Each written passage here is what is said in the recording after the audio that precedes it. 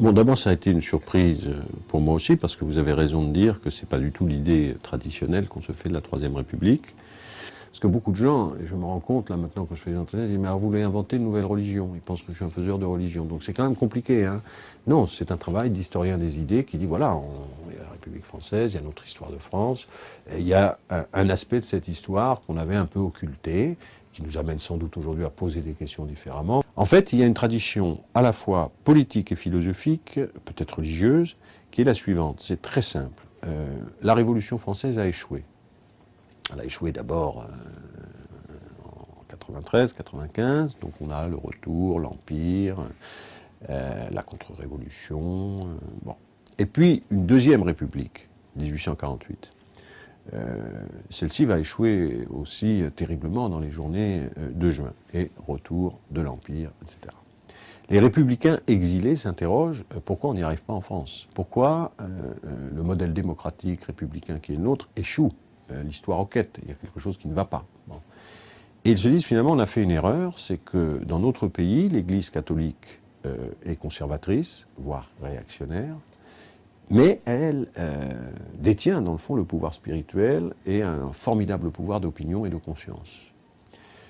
Et nous avons échoué, nous avons fait des révolutions, mais des révolutions matérielles, des révolutions dans les intérêts, et nous avons laissé les esprits, mais aussi tout ce qui est de l'ordre charnel dans l'existence, de ritualisation, le baptême, l'enterrement, etc., être gérés par l'Église catholique. Dans un certain nombre de démocraties modernes, ils ont réussi à instaurer leur démocratie ou leur république. C'était un modèle au XIXe siècle, c'est l'Angleterre, les États-Unis, les Pays-Bas, parce qu'ils ont la religion protestante, qui est une religion qui correspond à la République, à la modernité, parce qu'elle est une religion de libre examen.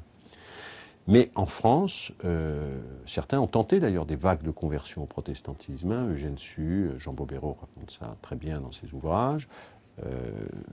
D'un autre côté, le philosophe Charles Renouvier, par exemple, ça ne marche pas. Parce que, vieux pays. Donc il faut que nous inventions, pour établir la République, une spiritualité, voire une religion spécifique. Ça germe donc dans les milieux républicains, beaucoup dans les milieux francs-maçons, sous le Second Empire. Se constitue d'ailleurs, par exemple, une alliance religieuse universelle, dans laquelle on va trouver à la fois des catholiques libéraux, des protestants libéraux, des juifs libéraux, puisque toutes les religions sont un peu, enfin les dogmatismes sont en crise, mais en même temps des athées, des matérialistes, etc., portant un projet de religion universelle, de religion éclairée. Bon. Et donc en fait, ceux qui vont construire en grande partie, en tout cas l'école de la République, mais jouer un rôle déterminant dans la République, c'est le cas de Ferdinand Buisson, sont des gens qui sont venus à la République d'abord en étant des croyants, mais deuxièmement avec un projet spirituel, c'est-à-dire que la République, pour s'établir, a besoin de former sa propre religion, qu'ils vont appeler d'ailleurs, ça c'est un paradoxe incroyable, en tout cas une surprise, c'est un étonnement pour moi, jeune chercheur, la laïcité.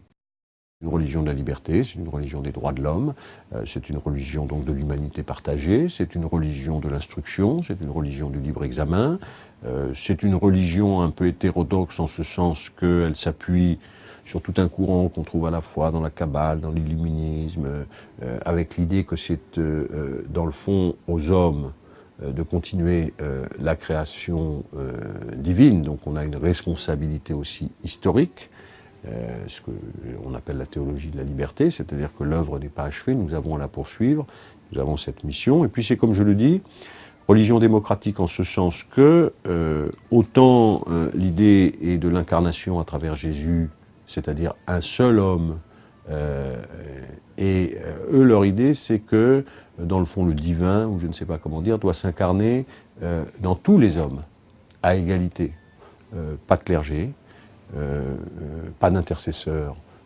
entre Dieu et la conscience, pas de peuple élu non plus, les attaques très violentes de Buisson contre cette idée, pas non plus, si vous voulez, de théorie de la grâce, de l'élection, refus du péché originel aussi, donc c'est quand même assez particulier, mais ça reprend beaucoup quand même des religions de l'humanité, si vous voulez, qui se sont développées disons dans le milieu républicain et socialiste.